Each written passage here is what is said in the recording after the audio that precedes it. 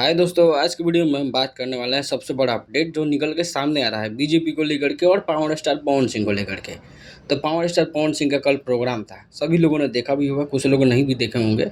आप लोग कुछ फोटोज़ देख सकते हैं, कुछ सबूत ऐसे हैं जो ऐसे मीडिया में घूम रहे हैं जिसके द्वारा ये अनुमान लगाया जा रहा है, और कुछ खबरें भी ऐसी निकल रही है कि पवन सिंह जो है बीजेपी में इस बार टिकट उनका कन्फर्म हो चुका है।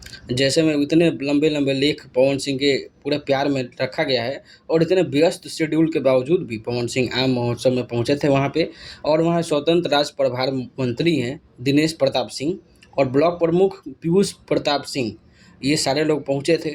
और खुद बीजेपी के जितने भी नेता थे बड़े-बड़े, स्टैंड में खड़े होकर पवन सिंह को आशीर्वाद दे रहे थे या उनका मान-सम्मान बढ़ा रहे थे। तो ये खबरें वायरल हो रही हैं। इस बार जो है बीजेपी से पवन सिंह को टिकट मिलना लगभग तय है।